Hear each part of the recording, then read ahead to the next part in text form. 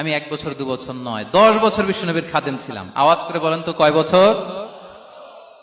একদিনের জন্য আমার কোনো কাজে বিরক্ত হয়, ইস, আরে বিরক্ত হয়, আমরা এগুলো বলি না? একদিনের জন্য বলে না, একদিন, একটি মুহূর্তের জন্য। এই 10 বছরে একটিবারও পেয়ারা নবীজি বলেন নাই, আনাস এটা কেন করলে? একবারের জন্য বলে নাই, আনাস এটা করলে না কেন? একবারের জন্য তিনি বলেন। আনাস রাদিয়াল্লাহু তাআলা আনহু বলেন, একদিন একটা কাজে সম্ভবত জুব্বা আনতে আমাকে বিষ্ণু পাঠিয়েছিলেন।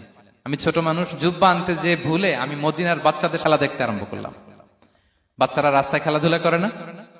বিষ্ণুনবী যেটা আনতে পাঠিয়েছে ওইটা না এনে ভুলে, ছোট মানুষ তো, সেও দাঁড়িয়ে দাঁড়িয়ে মদিনার ছেলেমেয়েদের খেলা দেখতেছে। এখন সময়ের পর সময় যায়, ঘন্টার পর ঘন্টা যায়, আনাস তো আর আসে না জুব্বা নিয়ে।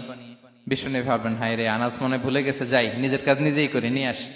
বিষ্ণুনবী বেরোলেন, বেরোই দেখে ওই তো আনাস, আমার আনাস বাচ্চাদের সাথে খেলা দেখতেছে। আমরা হইলে কি করতাম? আমরা হইলে কি? মাইর, ওই যে ডাইরেক্ট মাইর। আল্লাহ, আজকে তোর একদিন কি আমার একদিন না? বিষ্ণুনবী গেলেন, তিনিও বাচ্চাদের সাথে খেলা দেখতে শুরু করলেন, কিছুই বললেন না, শুধু আলতো হাতে আনাসের পিঠে হাত রাখলেন, ঘাড়ে আলতো হাতে। বিষ্ণুনবীর হাতটা রেশমের চেয়েও সফট ছিল। হাত রাখলেন, হাত রাখাতে আনাস রাদিয়াল্লাহু তাআলা আনহু ফানাযারতু ইলাই, তিনি বললেন আমি পিছনের দিকে তাকালাম, বিষ্ণুনবীর দিকে আমি তাকালাম, হঠাৎ করে দেখলাম যে বিষ্ণুনবী। তাকানোর পর পর আমি ভয় পেয়ে গেলাম, কিন্তু বিষ্ণু সাল্লাল্লাহু আলাইহি ওয়াসাল্লাম ধমকও দেয় নাই, কিরে আনাস তুই এখানে, এটাও বলে নাই।